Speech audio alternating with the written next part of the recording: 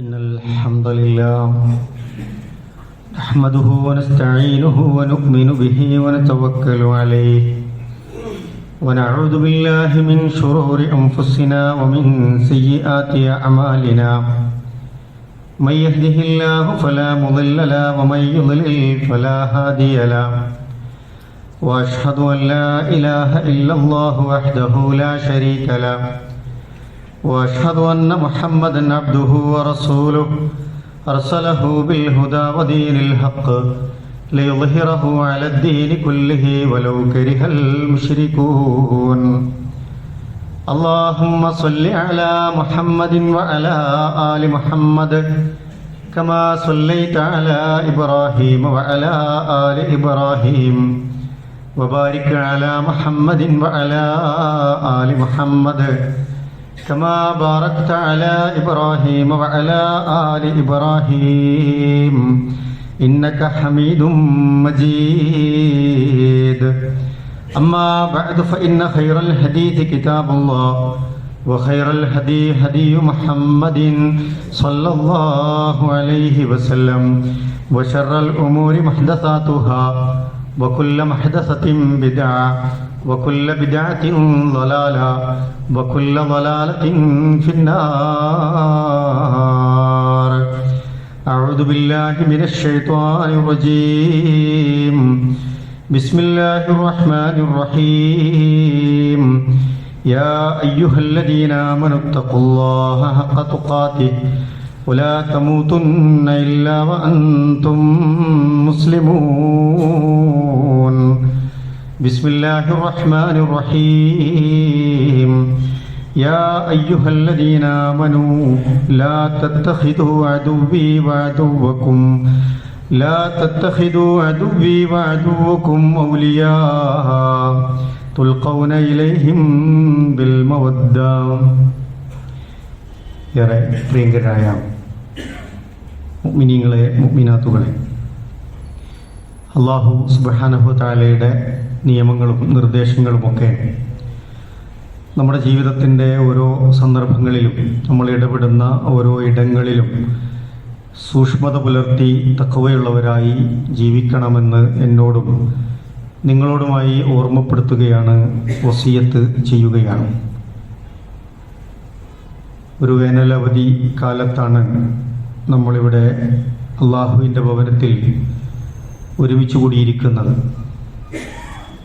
അവധിയുടെ പലതരം ആസ്വാദനങ്ങളിലേക്കും പലപ്പോഴും അവധികൾ അശ്രദ്ധമായ കുറേ സമയങ്ങളിലേക്കുമൊക്കെ നമ്മളെ നയിക്കുന്ന സന്ദർഭങ്ങളാണ്. പ്രത്യേകിച്ചൊരു തെരഞ്ഞെടുപ്പ് കാലത്ത് അതിൻ്റെ തൊട്ട് മുമ്പിലാണ് നമ്മളെല്ലാവരും ഒരുമിച്ച് കൂടിയിട്ടുള്ളത്.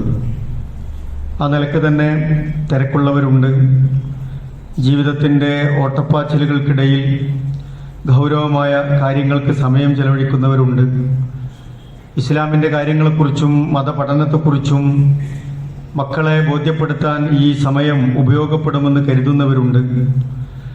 അങ്ങനെ ഈ അവധിക്കാലത്തെ നല്ല രീതിയിൽ ഉപയോഗപ്പെടുത്താനുള്ള ഒരു ശ്രദ്ധ നമ്മുടെ ഭാഗത്ത് ഉണ്ടാകണമെന്ന് ആമുഖമായി ഓർമ്മപ്പെടുത്തുകയാണ്.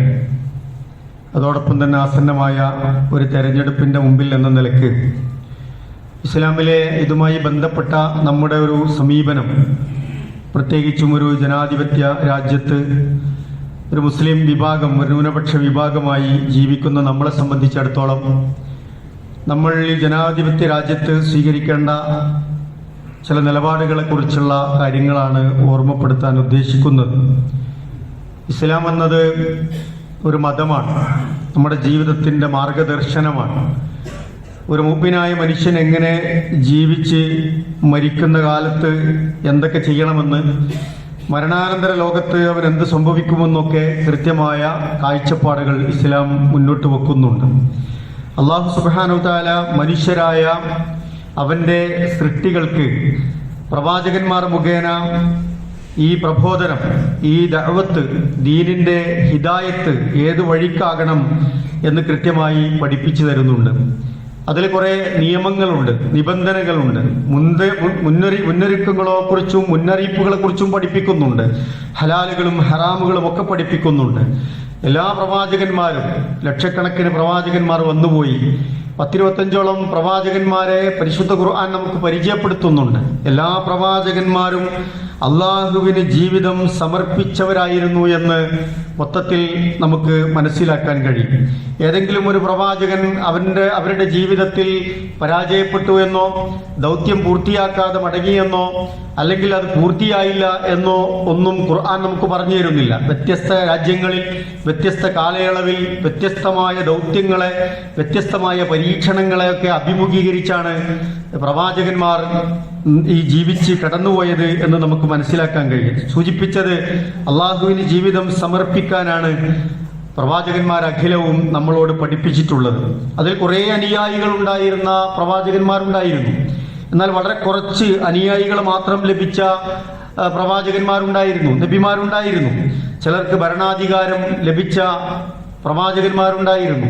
എന്നാൽ ഭരണാധികാരം ഒന്നും ലഭിക്കാതെ വളരെ ക്രൂരമായി കൊല ചെയ്യപ്പെട്ടവരുണ്ടായിരുന്നു. കഠിനമായി പരീക്ഷണങ്ങൾക്ക് വിധേയമായിരുന്നുണ്ടായിരുന്നു. ഒരു സ്വൈര്യവും സമാധാനവും നൽകാത്ത അവരുടെ തന്നെ ഖൗമും ഒക്കെ അവർക്കിടയിൽ ഉണ്ടായിരുന്നു എന്ന് ഖുർആൻ നമ്മളെ പഠിപ്പിക്കുന്നുണ്ട്. ഇനി ഭരണം ഇല്ലാത്ത പ്രവാചകന്മാർ, ഭരണം കിട്ടിയ പ്രവാചകന്മാർ, ഒരു ഭരണകാലയളവിലെ എങ്ങനെയാണ് ഒരു മുസ്ലിം ജീവിക്കേണ്ടത്, അധികാരം കിട്ടിയാൽ എങ്ങനെയാണത് കൈകാര്യം ചെയ്യേണ്ടത്, ഒരു ഇമാറത്തിൽ എത്തിപ്പെട്ടാൽ അയാളുടെ ഉത്തരവാദിത്തങ്ങൾ എന്താണ്, എത്രത്തോളം അയാൾ മസ്ഊലാണതിൽ, എത്രത്തോളം വലിയ അമാനത്താണ് അയാളുടെ കൈകളിലുള്ളത്, എത്രത്തോളം അതിൽ ഉത്തരവാദിത്തമുണ്ട്, നാളെ പരലോകത്ത് അതിന്റെ കണക്ക് പറയേണ്ടതുണ്ട് എന്നിത്യാദി കാര്യങ്ങളൊക്കെ റസൂലുള്ളാഹി സ്വല്ലല്ലാഹി അലൈഹി വസല്ലമയും നമ്മളെ പഠിപ്പിച്ചു തന്നിട്ടുണ്ട്. ഒരു മതം എന്ന നിലക്ക് നമ്മുടെ കൈവഴികൾ അതാണ്. പ്രവാചകന്മാരിലൂടെ ലഭിച്ച ദീനാണ് നമ്മുടെ വഴി എന്ന് പറയുന്നത്. ഒരു വിശ്വാസിയെ, മുഅ്മിനെ സംബന്ധിച്ചിടത്തോളം ഇസ്ലാമിന്റെ ഈ ജീവിതത്തിന്റെ ആത്യന്തികമായ ലക്ഷ്യം അയാളുടെ എന്താണ്? സ്വർഗം കിട്ടുക എന്നുള്ളതാണ് അയാളുടെ പ്രത്യേകമായ ലക്ഷ്യമെന്ന് പറയുന്നത്. അതിന് അയാൾ ആത്മീയമായി വളരണം. അതിനാവശ്യമായ പരിസരങ്ങൾ അയാൾക്ക് ഒരുക്കി കൊടുക്കണം. പരലോകത്ത് വിചാരണയിൽ രക്ഷപ്പെട്ട് സ്വർഗത്തിൽ പ്രവേശിക്കാൻ ആവശ്യമായ കാര്യങ്ങൾ അയാൾ ചെയ്യണം. ആ കർമ്മങ്ങൾ ദുനിയാവിൽ അയാൾ പൂർത്തീകരിച്ചു പോകുമ്പോഴാണ് അയാൾക്ക് സ്വർഗത്തിന്റെ അവകാശിയായി മാറാൻ കഴിയുക. നമ്മൾ മനക്കോട്ടകൾ കെട്ടും, പക്ഷേ പ്രവർത്തനമൊന്നുമില്ലെങ്കിൽ നമുക്ക് പ്രതിഫലം കിട്ടുകയില്ല. എന്നാൽ ചില ആളുകൾ പ്രവർത്തിക്കുന്നുണ്ട്, അത് അള്ളാഹുവിന്റെയും റസൂലിന്റെയും തൃപ്തിക്കനുസരിച്ചല്ല എങ്കിൽ അയാളുടെ പ്രവർത്തനങ്ങൾ പുണ്യമായി സ്വീകരിക്കുകയില്ല. അത് വൃഥാവിലായി പോകും, പാഴായി പോകും.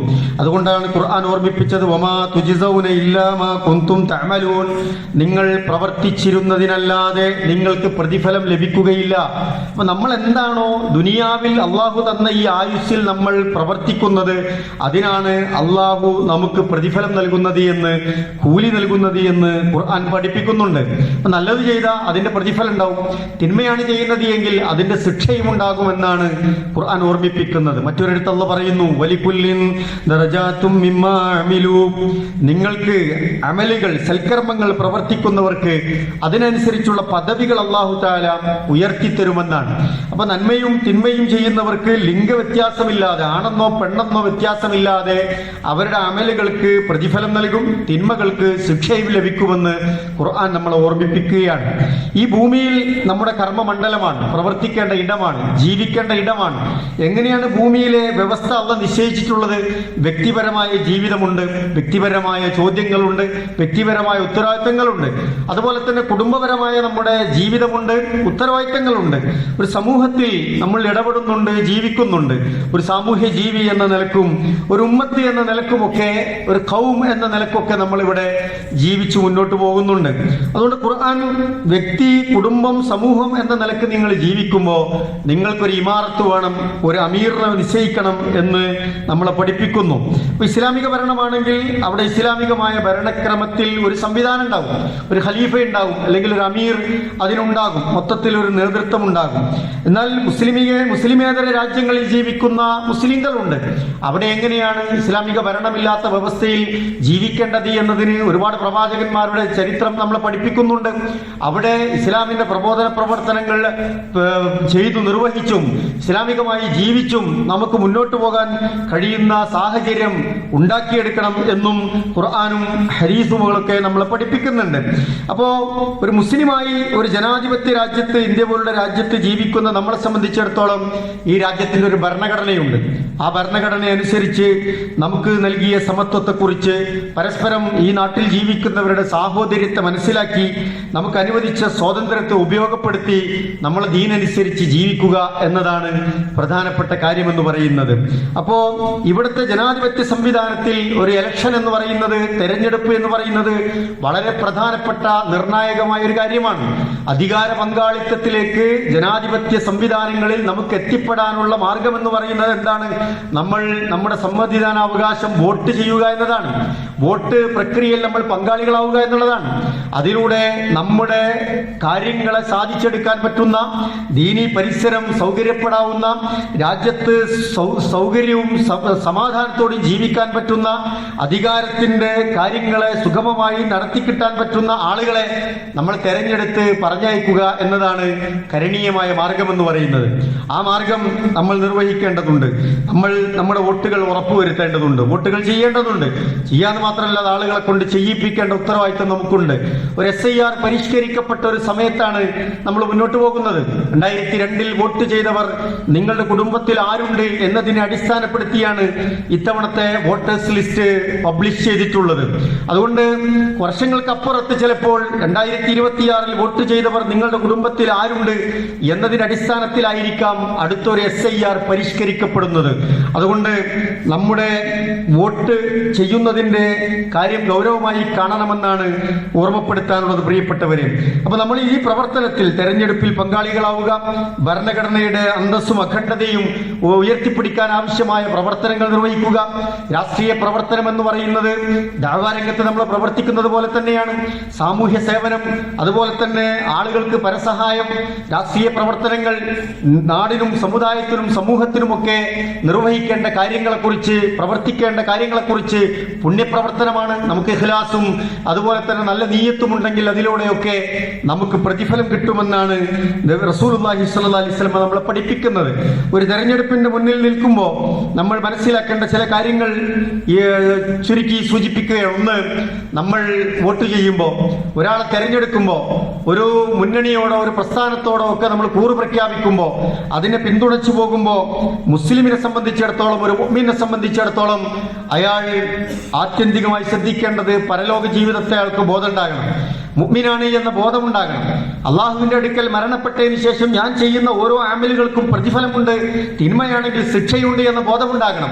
മാത്രമല്ല, നന്മയാണ് ചെയ്യുന്നത് എങ്കിൽ അയാളുടെ പ്രതിഫലവും അയാളുടെ പദവികളും അള്ളാഹുവിന്റെ അടുക്കൽ ഉയർത്തപ്പെടുമെന്ന ബോധമുണ്ടാകണം. അതുകൊണ്ട് മതവിരുദ്ധമായ മുസ്ലിം വിരുദ്ധമായ ഒരു സംഗതിക്ക് വേണ്ടി നമ്മൾ പ്രവർത്തിക്കുന്നില്ല, നമ്മൾ വോട്ട് ചെയ്യുന്നില്ല എന്ന് നമ്മൾ ഉറപ്പുവരുത്തുക എന്നത് പ്രധാനമാണ്. പരിശുദ്ധ ഖുർആൻ ഓർമ്മിപ്പിക്കുന്നുണ്ട്, യാ അയ്യുഹല്ലദീന ആമനൂ, മുഅ്മിനീങ്ങളെ, ലാ തത്തഖിദു അദുവ്വി വഅദുവ്വകും ഔലിയാ, എന്റെ ശത്രുവിനെ, നിങ്ങളുടെ ശത്രുവിനെ നിങ്ങൾ ഒരിക്കലും മിത്രമായി സ്വീകരിക്കേണ്ടതില്ല. അപ്പൊ ഇസ്ലാമിനോട്, പടച്ചവനോട്, ദൈവത്തോട്, ദീനുൽ ഇസ്ലാമിന്റെ കാര്യങ്ങളോട്, ഇസ്ലാമിന്റെ ഷിയാറുകളോട്, ഇസ്ലാമിക ചിഹ്നങ്ങളോട്, ഇസ്ലാമിക പ്രബോധന പ്രവർത്തനങ്ങളോട്, ഇസ്ലാമിൻ്റെതായ മേഖലകളോടൊക്കെ വളരെ വൈരാഗ്യം വെച്ച് പുലർത്തുകയും നമ്മളോട് ശത്രുത കാണിക്കുകയും ചെയ്യുന്ന ആളുകളെ കുറിച്ച് ഖുർആൻ താക്കീത് നൽകുന്നത്, അങ്ങനെ ഒരിക്കലും നിങ്ങളോട് സഹകരിക്കാത്ത, വിശ്വാസപരമായി നിങ്ങളെ എതിർത്ത് യുദ്ധം പ്രഖ്യാപിച്ചുകൊണ്ടിരിക്കുന്ന, നിങ്ങളുടെ ഒരു നന്മയിലും സന്തോഷിക്കാത്ത, നിങ്ങളുടെ സങ്കടങ്ങളും വിഷമങ്ങളും പരാധീനതകളും മാത്രം ആഗ്രഹിക്കുന്ന വിഭാഗങ്ങളോട് നിങ്ങൾ ഔലിയ, ഒരിക്കലും നിങ്ങൾ സഹായാർത്ഥികളായി, സ്നേഹ സൗഹാർദ്ദമുള്ളവരായി നിൽക്കേണ്ടതില്ല എന്ന് ഖുർആൻ നമ്മളോട് പഠിപ്പിക്കുന്നുണ്ട്. അവരോട് നിങ്ങളൊരു മവദ്ദത്തും ഒരു സ്നേഹ ബന്ധമൊന്നും മിത്രങ്ങളായി കാത്തു സൂക്ഷിക്കേണ്ടതില്ല എന്ന് ഖുർആൻ നമുക്ക് പഠിപ്പിക്കുന്നു എന്ന് നമ്മൾ മനസ്സിലാക്കേണ്ടതുണ്ട്.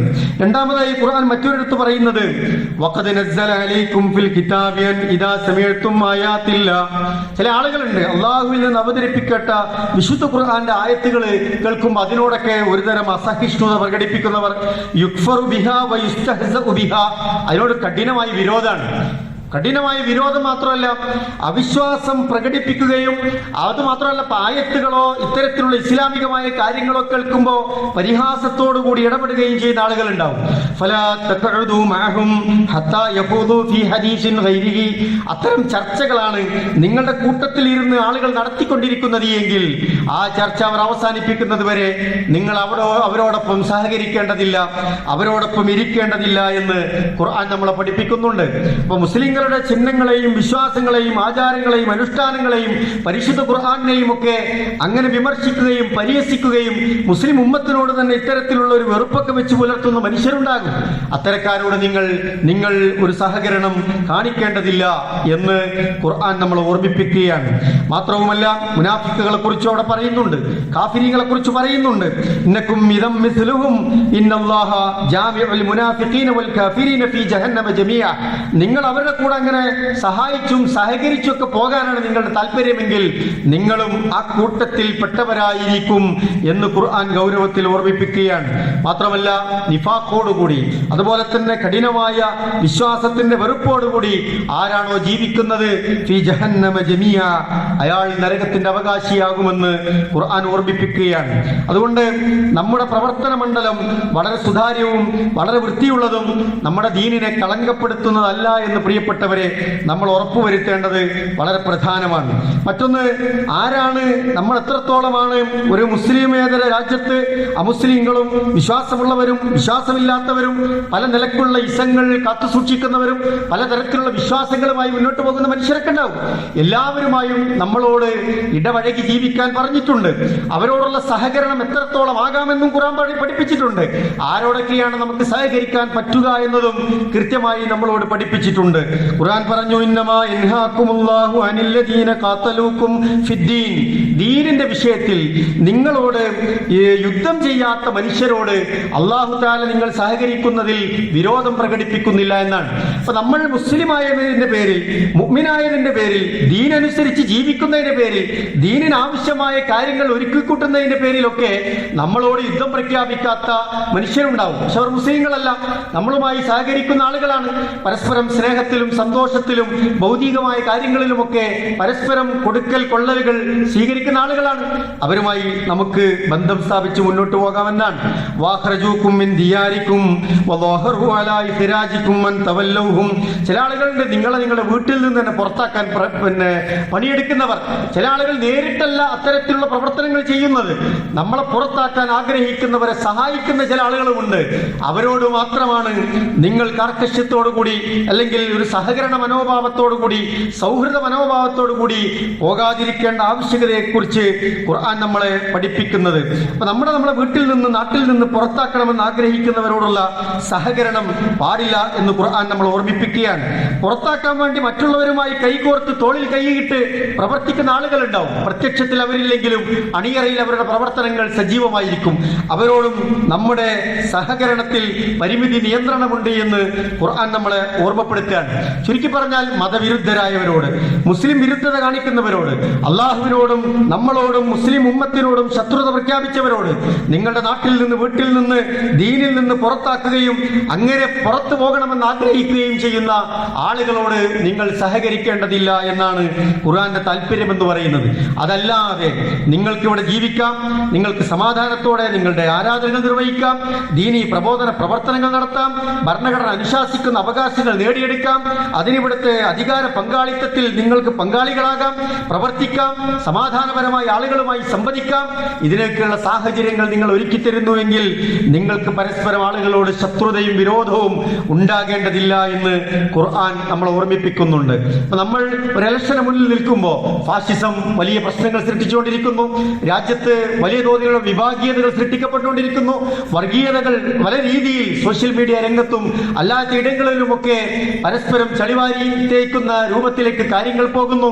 ഇവിടെ വളരെ സ്വസ്ഥമായി ആലോചിച്ച് നമ്മുടെ സുരക്ഷിതത്വത്തിനും സമൂഹത്തിന്റെ കെട്ടുറപ്പിനും ഇവിടുത്തെ ക്ഷേമത്തിനും ഒക്കെ ആവശ്യമായ ആളുകളെ വളരെ ആലോചിച്ച് ബുദ്ധിപൂർവ്വം വോട്ട് ചെയ്ത് തെരഞ്ഞെടുത്ത് അയക്കുക എന്നതാണ് പ്രിയപ്പെട്ടവരെ നമ്മൾ ആലോചിക്കേണ്ടത്. പലപ്പോഴും 1,00,000 വോട്ടൊക്കെ ഉള്ള നമ്മുടെ മുസ്ലിങ്ങൾക്ക് ഗുണപരമായ അല്ലെങ്കിൽ ആ നാട്ടിൽ ജീവിക്കുന്ന ആളുകൾക്ക് സമാധാന അന്തരീക്ഷം കിട്ടുന്ന ഇടങ്ങളിലൊക്കെയുള്ള ആളുകൾ പലപ്പോഴും തോറ്റുപോകുന്നത് ഒരുപാട് അപരന്മാരുണ്ടാകുമ്പോൾ, ഒരേ സമുദായത്തിൽ നിന്നോ സമൂഹത്തിൽ നിന്നോ പാർട്ടിയിൽ നിന്നോ വ്യത്യസ്തമായ ആളുകൾ ഉണ്ടാകുമ്പോൾ നിലവിലുള്ള വോട്ടുകളൊക്കെ സ്പ്ലിറ്റ് ചെയ്യപ്പെടുകയും വളരെ കുറഞ്ഞ വോട്ടുകൾക്ക് മറ്റുള്ള ആളുകൾ ജയിച്ചു പോവുകയൊക്കെ ചെയ്യുന്ന സാഹചര്യമുണ്ട്. ഇത് അവിവേകം കാണിക്കേണ്ട സന്ദർഭമല്ല. ആലോചിച്ച് ഉമ്മത്തിനും നാടിനും രാജ്യത്തിനുമൊക്കെ സമാധാനപരമായി മുന്നോട്ട് പോകാൻ കഴിയുന്ന ഒരു സാഹചര്യത്തെ സൃഷ്ടിക്കാനുള്ള വളരെ ശ്രദ്ധയോടുകൂടി കൈകാര്യം ചെയ്യേണ്ട ഒരു ഇലക്ഷനാണ് നമ്മൾ മുൻപിലുള്ളത്. അതുകൊണ്ട് ആലോചിച്ച് നമ്മൾ ചെയ്യുക എന്നത് പ്രധാനമാണ് പ്രിയപ്പെട്ട പ്രിയപ്പെട്ടവരെ. ഇതോടനുബന്ധിച്ച് ഓർമ്മപ്പെടുത്താനുള്ളത് നമ്മുടെ നാവിനെ നമ്മൾ സൂക്ഷിക്കുക എന്നതാണ്. സോഷ്യൽ മീഡിയകളിൽ വന്നുകൊണ്ടിരിക്കുന്ന പ്രചാരണങ്ങളിൽ വസ്തുതകളുള്ളതും വസ്തുതകളില്ലാത്തതുമായ ധാരാളം കാര്യങ്ങൾ ഉണ്ടാകും. സ്ത്രീകളെ അധിക്ഷേപിക്കുന്ന വാർത്തകൾ വന്നുകൊണ്ടിരിക്കുന്നു, ആളുകളുടെ പ്രഭാഷണങ്ങൾ വന്നുകൊണ്ടിരിക്കുന്നു. സോഷ്യൽ മീഡിയയിൽ ലൈംഗിക വ്യഭിചാര ആരോപണങ്ങൾ നിരന്തരമായി ആളുകൾ എഴുതിവിട്ടുകൊണ്ടിരിക്കുന്നു. പലപ്പോഴും പ്രൊഫൈലുകളൊക്കെ നോക്കുമ്പോൾ മുസ്ലിം നാമധാരികളായ ആളുകൾ അത് ചെയ്തുകൊണ്ടിരിക്കുന്നു. ആളുകൾക്കെതിരെ അപവാദ പ്രചരണം നടത്തുക, ആരോപണം ഉന്നയിക്കുക, അഴിമതി ആരോപണം ഉന്നയിക്കുക, സാമ്പത്തിക ക്രമക്കേടുകൾ ആരോപിക്കുക, വസ്തുതകളല്ലാത്ത കാര്യങ്ങളാണ് എങ്കിൽ നാളെ പരലോകത്ത് ഖേദിക്കേണ്ടി വരുമെന്ന് ഒരു മുഅ്മിൻ എന്ന നിലക്ക് നമ്മൾ ഗൗരവത്തിൽ മനസ്സിലാക്കേണ്ടതുണ്ട്. ഖുർആൻ പറഞ്ഞു, മാ യൽഫിദു മിൻ ഖൗലിൻ ഇല്ലാ ലദൈഹി റഖീബുൻ അതീദ്. റഖീബും അതീദും അറിയാതെ നിങ്ങളുടെ നാവിൽ നിന്ന് ഒരു വാക്കുകളും ഉതിർന്നു വീഴുന്നില്ല. അതൊക്കെ കൃത്യമായി രേഖപ്പെടുത്തപ്പെടുന്നുണ്ട് എന്നാണ്. ആ നിലക്ക് വളരെ ഗൗരവത്തിൽ നമ്മൾ അത് കാണണം. ഖുർആൻ പറഞ്ഞു, വതഖൂലൂന ബിഅഫ്വാഹികും മാ ലൈസ ലക്കും ബിഹി ഇൽമിൻ. യാതൊരു വിവരവുമില്ലാതെ ആളുകൾ ഇങ്ങനെ വായ കൊണ്ട് ഇങ്ങനെ ഓരോന്ന് ഏറ്റുപാടിക്കൊണ്ടിരിക്കുന്നു, ഏറ്റു പറഞ്ഞുകൊണ്ടിരിക്കുന്നു, ഏറ്റേറ്റ് പ്രചരിപ്പിച്ചുകൊണ്ടിരിക്കുന്നു, ലൈക്കും ഷെയറും ചെയ്തുകൊണ്ടിരിക്കുന്നു. മനുഷ്യരായി നമ്മൾ ശ്രദ്ധിക്കേണ്ടതുണ്ട് പ്രിയപ്പെട്ടവരെ. വതഹ്സബൂനഹു ഹയ്യിന. ഖുർആൻ പറഞ്ഞു, ആളുകൾ വിചാരിക്കുന്നത് ഇത് വളരെ നിസ്സാരമായ കാര്യമാണ് എന്നാണ്. വഹുവ ഇൻദല്ലാഹി അദീം എന്ന് ഖുർആൻ ഓർമ്മിപ്പിക്കുന്നു. അത് പടച്ചവന്റെ അടുത്തെത്തുമ്പോൾ വളരെ ഗൗരവമുള്ള കാര്യമാണ് എന്ന് ഖുർആൻ നമ്മളെ പഠിപ്പിക്കുന്നുണ്ട്. അതുകൊണ്ട് അപവാദ പ്രചരണങ്ങളിലും ആരോപണങ്ങളിലുമൊക്കെ നമ്മൾ ഇടപെടാതിരിക്കുകയും അതിന്റെ വസ്തുതകൾ അറിയാതെ അത് ഏറ്റുപിടിച്ചു പോകുന്ന സാഹചര്യങ്ങൾ ഇല്ല എന്ന് പ്രിയപ്പെട്ടവരെ നമ്മൾ ഉറപ്പുവരുത്തുകയും ചെയ്യുക. കൂടിയാലോചനകളിൽ, നന്മകളിൽ നമ്മൾ സഹകരിക്കുക. തഅവനു അലൽ ബിർരി വത്തഖ്വ വലാ തഅവനു അലൽ ഇസ്മി വൽ ഉദ്വാൻ. നന്മയിലും നല്ല കാര്യങ്ങളിലുമൊക്കെ പരസ്പരം സഹകരിച്ച് ഒരു ഒറ്റക്കെട്ടായി നമുക്ക് മുന്നോട്ട് പോകാൻ കഴിയും. ഇതര സമൂഹത്തിലെ ആളുകളെ ആദരിച്ചും ബഹുമാനിച്ചും പരസ്പരം സ്നേഹിച്ചും പരസ്പരം ആശയങ്ങൾ സംവദിച്ചുമൊക്കെ ഒരു സമാധാന അന്തരീക്ഷത്തിലൂടെ മുന്നോട്ട് പോകുന്നതിന് ദീൻ ഒരിക്കലും തടസ്സമല്ല. വലാ തഅവനു അലൽ ഇസ്മി വൽ ഉദ്വാൻ. കുറ്റകൃത്യങ്ങളിലും വേണ്ടാത്തരങ്ങളിലുമൊക്കെ അങ്ങനെ ഇടപെട്ട് തോന്നിവാസങ്ങൾ ചെയ്ത് ജീവിക്കുന്ന ആളുകളോ പരിസരങ്ങളോ അത്തരത്തിലുള്ള സംവിധാനങ്ങളോടോ നമ്മൾ സഹകരിക്കേണ്ടതുമില്ല എന്ന് ഖുർആൻ നമ്മളെ ഓർമ്മിപ്പിക്കുന്നുണ്ട്. ഈ തെരഞ്ഞെടുപ്പൊക്കെ വരുമ്പോൾ എല്ലാ അതിർവരമ്പുകളും ലംഘിച്ച്, ആണും പെണ്ണും അതിരും ലംഘുമോ എല്ലാം ലംഘിച്ച് ഇടപെടുന്ന കാഴ്ചകൾ പുതിയ കാലത്ത് വളർന്നു വന്നുകൊണ്ടിരിക്കുകയാണ്. ഒരു മുഅ്മിനിന്റെ അതിർത്തി എവിടെയാണ്? ഒരു മുസ്ലിമത്തിന്റെ മുഅ്മിനത്തിന്റെ അതിർത്തി എവിടെയാണ്? ആണുങ്ങളും പെണ്ണുങ്ങളും എവിടെയാണ്, എങ്ങനെയാണ് ദീനുൽ ഇസ്ലാമിന്റെ ഒരു മാർഗനിർദ്ദേശം അനുസരിച്ച് പെരുമാറേണ്ടത്, ഇടപെടേണ്ടത് എന്നതൊക്കെ ദീന് കൃത്യമായി പഠിപ്പിക്കുന്ന കാര്യങ്ങളാണ്. നമ്മുടെ ഈമാനോ നമ്മുടെ ദീനോ നഷ്ടപ്പെടുന്നിടത്ത് നമ്മൾ ജാഗ്രത പുലർത്തണം എന്നത് നമ്മൾ അല്ലാതെ പിന്നെ ആരാണ് മനസ്സിലാക്കേണ്ടത്? പ്രിയപ്പെട്ടവരെ, ഈ ചുരുങ്ങിയ ആയുസ് തീർന്നുകൊണ്ടിരിക്കുകയാണ്. നമ്മൾ മരണപ്പെടുന്ന സന്ദർഭത്തിൽ നമുക്ക് ഈമാനോടും തൗബയോടും അതുപോലെ തന്നെ ദീനുൽ ഇസ്ലാമിൽ അള്ളാഹു തൃപ്തിപ്പെട്ടവരോടൊപ്പം മരണപ്പെടേണ്ട സാഹചര്യം ഉണ്ടാകണം. അള്ളാഹുവിന്റെ തൃപ്തിയും പൊരുത്തവും ആഗ്രഹിച്ച് മരണപ്പെടുന്ന ഒരു സാഹചര്യമാണ് നമുക്ക് ഉണ്ടാകേണ്ടത്. അത് നഷ്ടപ്പെടുത്തുന്ന ഏത് സാഹചര്യവും നമ്മുടെ ജീവിതത്തിൽ ഉണ്ടാകുന്നില്ല എന്ന് പ്രിയപ്പെട്ടവരെ നമ്മൾ തന്നെയാണ് ഉറപ്പുവരുത്തേണ്ടത്. ഒരു ഇലക്ഷൻ വരുമ്പോൾ സർക്കാരിനെ വിലയിരുത്തേണ്ടി വരും. നമ്മുടെ ഇടയിൽ മത്സരിക്കുന്ന സ്ഥാനാർത്ഥികളെ വിലയിരുത്തേണ്ടി വരും. നാട്ടിൽ രാജ്യത്തിൽ നടത്തുന്ന വികസന പ്രവർത്തനങ്ങൾ വിലയിരുത്തപ്പെടും. നമ്മളതൊക്കെ വിലയിരുത്തുകയും വേണം. ഒരു സ്ഥാനാർത്ഥിയാകുമ്പോൾ അയാളുടെ എക്സ്പീരിയൻസ്, അയാളുടെ അതുപോലെ തന്നെ അയാളുടെ ഒരു പാരമ്പര്യം, പ്രവർത്തന രംഗത്ത് ആളുകളുമായുള്ള ബന്ധങ്ങൾ, ആളുകളുടെ സഹായഹസ്തവുമായി ഓടിയെത്തുന്ന സാഹചര്യങ്ങൾ, ഇതൊക്കെ വിലയിരുത്തപ്പെടും. ഒരു സർക്കാരിനെ സംബന്ധിച്ചിടത്തോളം ഇവിടുത്തെ ക്ഷേമകാര്യങ്ങൾ, ഇവിടുത്തെ ന്യൂനപക്ഷത്തിന്റെ കാര്യങ്ങൾ, ഇവിടെ ജീവിക്കുന്ന മനുഷ്യരുടെ അവകാശങ്ങൾ, അതുപോലെ തന്നെ വിദ്യാഭ്യാസ പ്രവർത്തനങ്ങൾ, ആരോഗ്യരംഗത്തെ പ്രവർത്തനങ്ങൾ എല്ലാം വിലയിരുത്തപ്പെടും. അതുപോലെ തന്നെ നിയമങ്ങളും സംവിധാനങ്ങളെ കുറിച്ചും വിലയിരുത്തപ്പെടും. ഇവിടെ പൗരത്വ പ്രശ്നങ്ങളുണ്ടായി, SIR പ്രശ്നങ്ങളുണ്ടായി, അതുപോലെ തന്നെ കോവിഡ് പോലത്തെ മഹാദുരന്തങ്ങൾ വന്നു, അതുപോലെ തന്നെ മദ്യവുമായി ബന്ധപ്പെട്ട വലിയ നിയമങ്ങൾ വന്നു. 29 കള്ളുഷാപ്പുകൾ തുറന്നെടുത്തുന്ന, ബാറുകൾ തുറന്നെടുത്തുന്ന 1000-ലധികം ബാറുകളിലേക്ക്, കള്ളുഷാപ്പുകളിലേക്ക് നമ്മുടെ കൊച്ചു കേരളം വഴിമാറിപ്പോയിരിക്കുന്നു. നല്ല സമ്മർദ്ദ ശക്തിയായാലേ ഇത്തരത്തിലുള്ള തിന്മകളിൽ നിന്ന് ഓരോ പാർട്ടികളെയും പ്രസ്ഥാനത്തെയും ഒക്കെ നമുക്ക് തിരിച്ചു പിടിക്കാൻ കഴിയുകയുള്ളൂ. നമ്മുടെ രാഷ്ട്രീയ ഇടപെടലുകൾ, നമ്മൾ ഓരോരുത്തരും ഇടപെടുന്ന ഇടങ്ങളിൽ ഇത്തരത്തിലുള്ള ധാർമ്മികതയ്ക്ക് വേണ്ടി സംസാരിക്കുകയും ഈ വരുന്ന തലമുറയുടെ ആരോഗ്യവും മാനസികാരോഗ്യവും ശാരീരികാരോഗ്യവും അവരുടെ ഭാവി ജീവിതം സുരക്ഷിതമാക്കുന്നതിനുമൊക്കെ ആവശ്യമായ കാര്യങ്ങളിൽ ശക്തമായ അഭിപ്രായങ്ങൾ രേഖപ്പെടുത്തുകയൊക്കെ ചെയ്യേണ്ടതുണ്ട്. ചോദ്യങ്ങൾ ഉന്നയിക്കുകയും സംശയങ്ങൾ ദൂരീകരിക്കുകയും അങ്ങനെ നേതൃത്വത്തെ ഇത്തരത്തിൽ മത്സരിക്കുന്ന ആളുകളെ ബോധ്യപ്പെടുത്തുകയും ഒക്കെ ചെയ്യുമ്പോഴേ ജനാധിപത്യ സംവിധാനങ്ങൾ നന്നാവുകയുള്ളൂ. പലരും രാഷ്ട്രീയ പ്രവർത്തനങ്ങളിൽ നിന്ന് മാറി നിൽക്കുന്നു. എന്താ കാരണം? രാഷ്ട്രീയം നമുക്ക് പറ്റിയ പണിയല്ല, ഒരു വല്ലാത്ത വേറിട്ട ചിന്തയാണത്. പക്ഷേ നമ്മൾ അതല്ല ചെയ്യേണ്ടത്. എല്ലാ മൂല്യങ്ങളെ കുറിച്ച് ആഗ്രഹിക്കുന്നവർ, നന്മ ഉണ്ടാകണമെന്ന് ആഗ്രഹിക്കുന്നവർ, നാട് നന്നാകണമെന്ന് ആഗ്രഹിക്കുന്നവർ, അല്പം ദീനും അല്പം സംസ്കാരവും ധാർമ്മികതയും ഒക്കെ കാത്തു സൂക്ഷിക്കുന്നവർ ഇത്തരം മേഖലകളിൽ നിന്ന് പൂർണ്ണമായി മാറി നിന്നാൽ അവിടെ പിന്നെ ആരാണ് ഉണ്ടാവുക? അത്തരം കാര്യങ്ങൾക്ക് വേണ്ടി സംസാരിക്കാൻ ആളില്ലാതാകും. അതുകൊണ്ട് ചില പരിക്കുകളൊക്കെ ഉണ്ടാകും. എല്ലാ സംവിധാനങ്ങളും നമ്മൾ വിചാരിച്ച പോലെ 100% പെർഫെക്റ്റ് ആയിക്കൊള്ളണമെന്നില്ല. മനുഷ്യർക്ക് ബാധിക്കുന്ന ദുർബലതകളൊക്കെ ഓരോ പാർട്ടിക്കും പ്രസ്ഥാനങ്ങൾക്കും ബാധിക്കുമെന്ന് നമ്മൾ മനസ്സിലാക്കുക. നമ്മൾ ഇടപെടുന്ന ഇടങ്ങളിൽ രാഷ്ട്രീയമായി, അതുപോലെ തന്നെ സാമൂഹ്യ സേവന പ്രവർത്തനങ്ങളിലൊക്കെ നമ്മൾ ഇടപെടേണ്ടതുണ്ട്. നമ്മുടെ മുൻഗാമികൾ നമുക്കതിനു വേണ്ടി പാത കാണിച്ചു തന്നിട്ടുണ്ട്, അതിന്റെ വഴികൾ നിശ്ചയിച്ചു തന്നിട്ടുണ്ട്. അത് ദീനിയായ പ്രബോധന പ്രവർത്തനങ്ങൾ പോലെ തന്നെ നിങ്ങൾക്ക് പ്രതിഫലമുള്ള കാര്യങ്ങളാണ് എന്ന് അവർ നമ്മെ ബോധ്യപ്പെടുത്തിയിട്ടുമുണ്ട്. അതുകൊണ്ട് ആ കാര്യങ്ങൾ നമ്മൾ ശ്രദ്ധയിൽ മനസ്സിലാക്കി മുന്നോട്ട് പോകണമേ എന്നാണ് ഓർമ്മപ്പെടുത്താനുള്ളത്. അല്ലാഹു സുബ്ഹാനഹു വ തആല നമുക്കും നമ്മുടെ കുടുംബങ്ങൾക്കും നമ്മുടെ ഉമ്മത്തിനും ഈ നാടിനും രാജ്യത്തിനുമൊക്കെ ഗുണം പകരുന്ന നല്ല ആളുകൾക്ക് അല്ലാഹു സുബ്ഹാനഹു വ തആല വിജയം നൽകി അനുഗ്രഹിക്കുമാറാവട്ടെ.